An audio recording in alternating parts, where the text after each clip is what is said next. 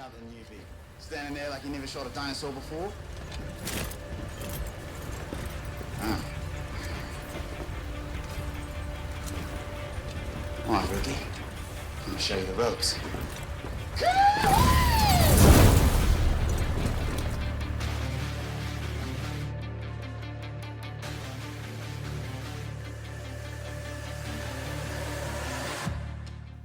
You know, Capcom is a super funny company. These dudes have access to so many different IPs all at once that they could leave your head spinning when you take a look at them. So, of course, instead of pulling from any number of these and giving the people what they want, like, say, a new Dino Crisis or Lost Planet, Capcom will instead go out of its way to create an entirely new IP just to say that they did. But honestly, that kind of fucking rocks. Very rarely will you find a AAA game dev that's willing to put his neck on the line for so many different new ideas, even if some of them can wind up becoming absolute disasters. But every now and again, Capcom will absolutely find themselves a diamond in the rough. Exoprimal is certainly a lot of things, but if there's one thing that it is above anything else, is a fucking video game. Ladies and gentlemen, I present to you Exoprimal.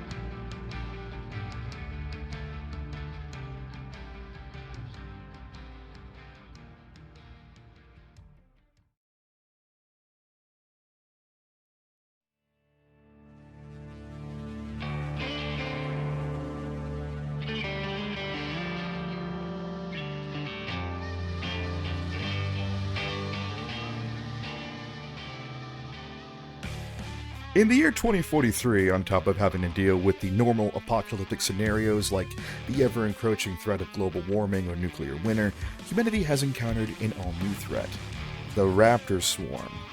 Yet, as luck would have it, in this world, dinosaurs appear from rips in the space-time continuum with only one goal: to destroy everything in their path. That's why it's so good to have a corporation like IBIS at our beck and call. The IBIS Corporation are responsible for the development of two exciting breakthroughs in technology: the exosuit, which are mechanized war suits created for the sole purpose of countering the prehistoric menace, and Hyzal, an infinitely renewable energy source that's made almost every form of other energy obsolete, giving IBIS its overwhelming status. You, my friend, are the latest member to join IBIS's exosuit fleet. As the newest pilot in the league, IBIS has seen fit to assign you the most diabolical post of all: a simple patrol route above the skies of the abandoned island of Bikatoa. Yeah, regardless of how the top brass like to spin it around, this is 100% a demotion in all but name. It's a good thing you're surrounded by such a cast of kooky characters, otherwise you'd have probably died from boredom long ago. But fret not, partner, because your world's about to be torn in two. One day, you and your crew are out on a normal patrol when suddenly a space-time vortex appears out of thin air, swallowing you and your crew up with it. As the ship is sent careening towards the ground, your team lead yells out that the ship is too heavy, the suit's gotta go. So you do the only thing you can and drop unwillingly into the dinosaur-ravaged lands of Bikatoa. While attempting to find your friends, you're accosted by the Leviathan AI construct, an artificial intelligence whose sole purpose is to do extensive research into exosuit development. And whether you like it or not, you are now the latest test subject in a series of mad science experiments gone wrong. Leviathan uses its powers of space-time manipulation to send you reeling back to the year of 2040 on the day of August 16th. The same day the Stratovator, the world's largest space elevator, fell, and the same day the dinosaurs took over Bikatoa. Flabbergasted, you attempt to make head or tails of the situation, but time is running out. Another vortex appears ahead of you with dinosaurs ripping their way towards you. Before things really go tits up, another exosuit pilot finds you and pulls you just out in the nick of time. But this is one of those out of the frying pan and into the fire type situations. With no time left, you and the mysterious exosuit pilot can only do one thing: suit up and roll out. It's time for the war games. So, strangely enough, for something that could have just as easily been an afterthought, the story actually ends up being pretty fantastic. Now, sure, it's nothing to write home about, but it's not without its intrigue. There are a lot of strange and fascinating things happening under the hood of this tale that help keep me engaged throughout most of my play sessions. It helps that the game's story is underpinned by such a strong cast of characters. They did not need to go anywhere near as hard as they did in making these characters as likable as they are. From the light-hearted ramblings of Chief Lorenzo to the tough-as-nails Victoria, who seems to be one bad day from a postal rampage, the player's crew actually ends up being quite a highlight during the majority of the game time. There's a couple of moments that do ultimately feel forced, but over your time with the game, you do get a genuine sense that these people see each other as true comrades, and would ultimately do anything to make sure the other gets to see the light of another day. Hell, even your would-be silent protagonist is exuding with all kinds of charisma and personality. But what's really fascinating is how Exoprimal approaches storytelling as a whole.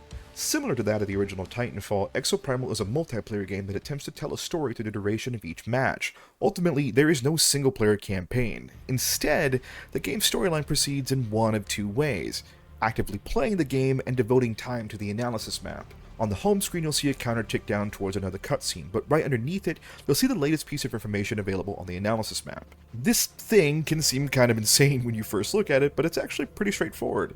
At the end of every other match, your character may pick up a new data packet. These data packets then open up new areas of the analysis map, which come with their own voiced-over cutscenes, which unpeel another layer of the mystery away.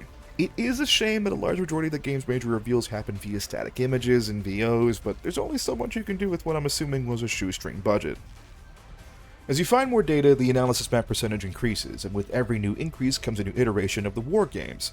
While it isn't explained super well, it's heavily implied that the analysis map progression does make it so you get access to things that end up affecting match variety, such as newer game modes and maps. It's certainly a pretty ballsy way to convey your storyline, but it inevitably ends up falling flat. Because it's never clearly stated what truly pushes the plot forward, a lot of people have just kind of bumped right off of Exoprimal. Ultimately, if you don't engage with the analysis map in the slightest, you'll actually be stuck playing the same game modes and maps over and over and over again. It's a crying shame because the game does ultimately get much better with far more intense dinosaur encounters the closer to late game you are. I can't help but feel like just making a traditional single-player storyline and then just serving these things up in different game modes would have just been the much better option. I see why they did what they did, and while I admire it, I just don't think that in this era of instant gratification, that holding back a large majority of the game's strongest gameplay moments behind a story many might not even care about was the right move. I enjoyed what I experienced though, so to those willing to meet the game halfway, you're bound to experience one of the stranger and more fun narratives I've seen in a while.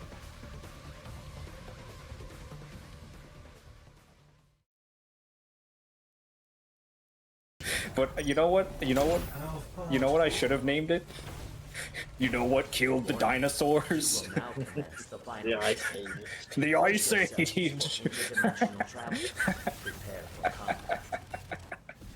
Oh god.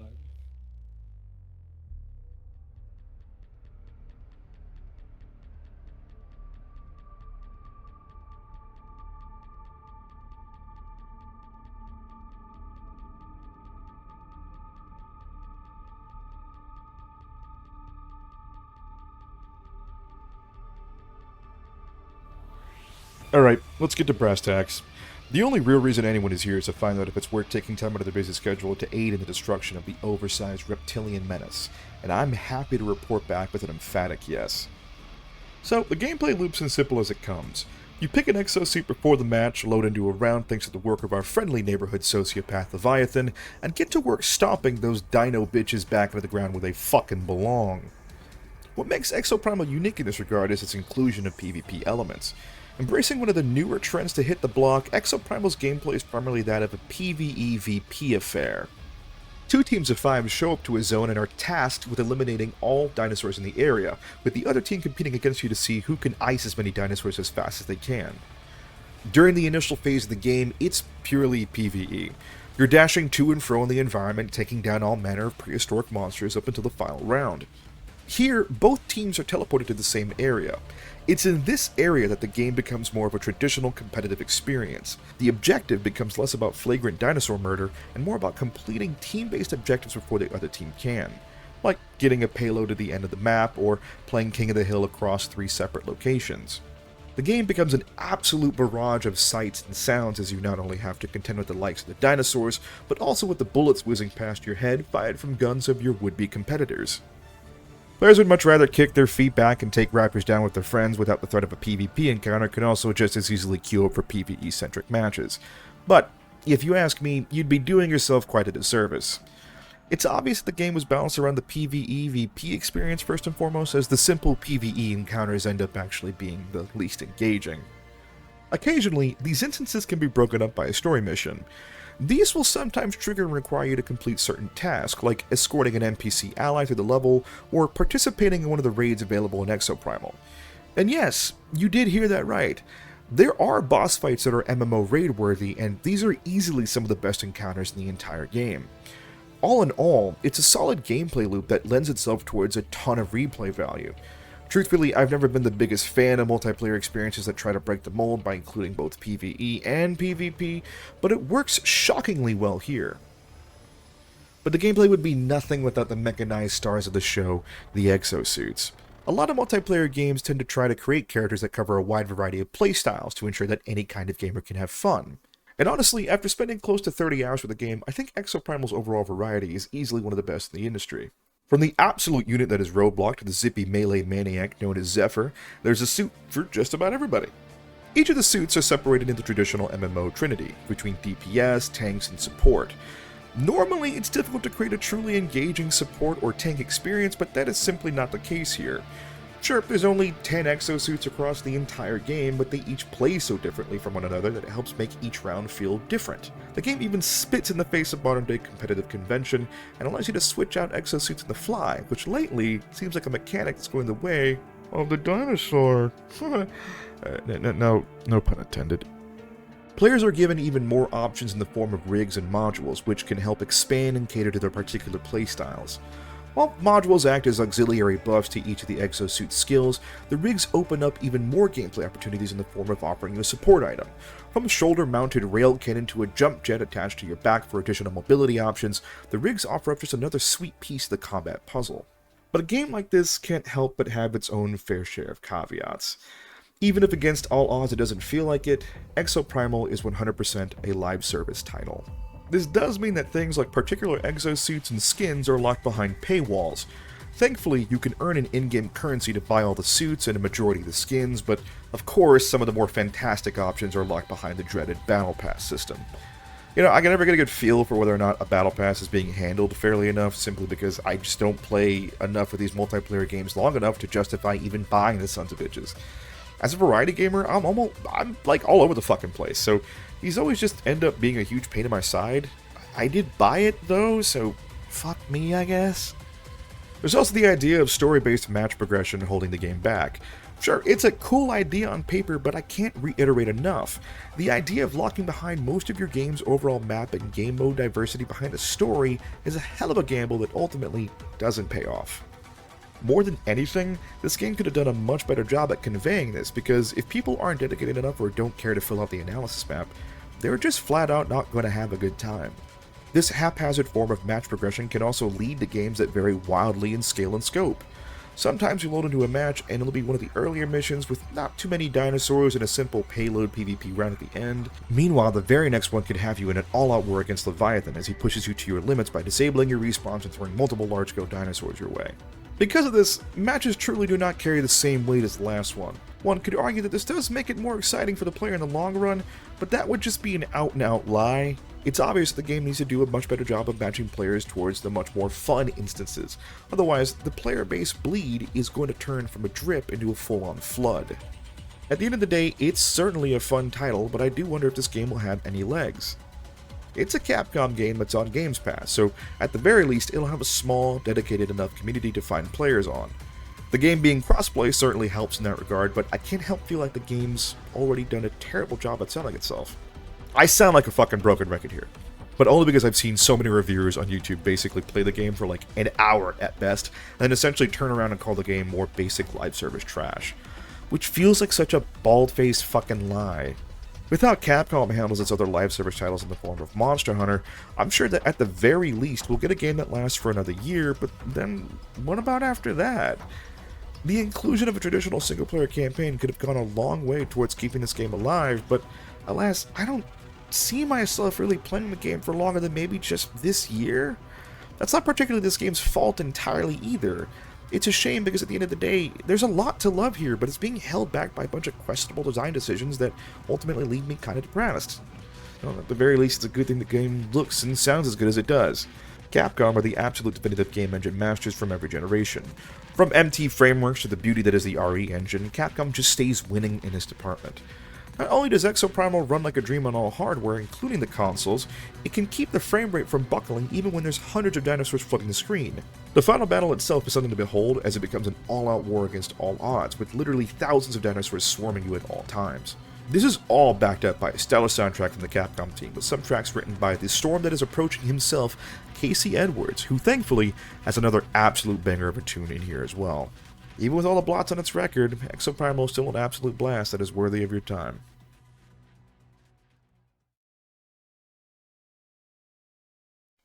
So, are you familiar with the concept of the Solid 7? See, in a world beset on all sides by dozens of AAA experiences, all competing with one another to be the next cinematic experience, sometimes it just feels good to sit down and play a video game that doesn't give two shits about any of that. With the ever-increasing cost of development and inflation being as fucking shit as it is, publishers become far less likely to give their developers the freedom to spread their wings and create truly unique gameplay experiences. No matter what, it's gotta have some form of monetization, it's gotta have longevity, players gotta keep coming back and keeping the game's name in their mouth for the product to even stand a chance at being funded. And yeah, while Exoprimal is certainly no stranger to these shenanigans, it is very much not beholden to them. There's only so much a team as talented and motivated as the ones over at Capcom can do with what I'm assuming is a fraction of a traditional AAA budget, but I'm glad they had the chance to do so. In a world set on monopolizing every ounce of my attention at all hours of the day, to come home after a long, hard day's worth of work to a solid, fun multiplayer title that doesn't require me to put in countless hours of playtime just to understand what it wants me to do, it's honestly bliss. Exoprimal is far from the perfect game, and that's why it ends up feeling so perfect. It is the absolute epitome of the Solid 7 philosophy. Not every game needs to be a 9 or a 10 out of 10 experience. Sometimes, it's good to just load up a fucking video game-ass video game. Need I say more?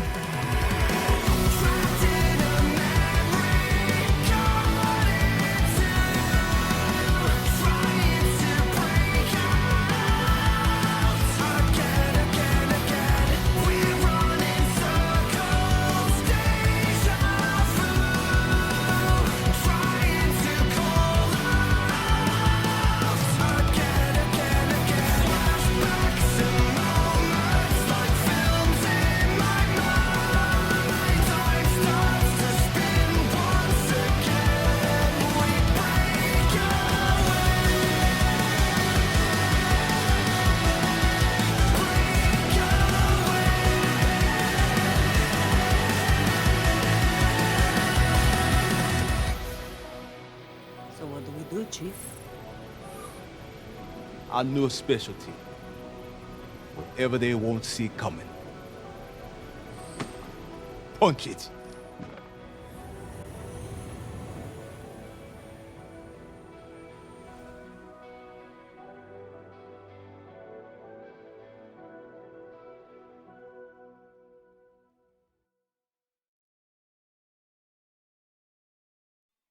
Hey everybody, thanks for coming by and taking a look at the Exoprimal review. If you liked more of that, you can go ahead and do that crazy shit that all the YouTube people make you do with the liking and the favoriting and the commenting and the... Listen, I need to do everything I can to fight the algorithm, and I'd appreciate it if you come over and give me some love. To give you guys kind of a view into what we're going to be doing over for the next couple of videos. I'm going to be working on getting some footage and talking about Remnant 2. It's going to be more of like an impressions video. I think with this one specifically, I kind of had a pretty hard time with wanting to, really give it my all, like actually get to the end game.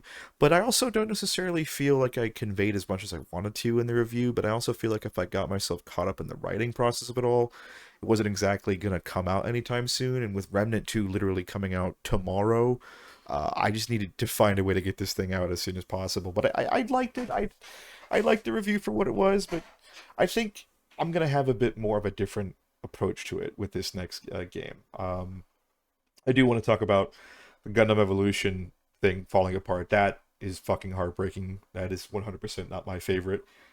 So, by all means, that'll be coming up too as well. So, shout out to everybody for just showing up and just being here. I appreciate each and every one of you. And if you guys want to see more, stick around. Go ahead and press that subscribe button. And I'll see you soon. Oh, and I guess I also get to post links to my other socials and stuff like that. I'm going to be streaming Remnant 2 this week. Rather, obviously tomorrow. Which, I mean, it's going to be the 21st. For anyone who's going to be watching this video at any other time. So, much appreciation again. I can't say that enough, reiterate it enough. You guys are amazing. Have a good day.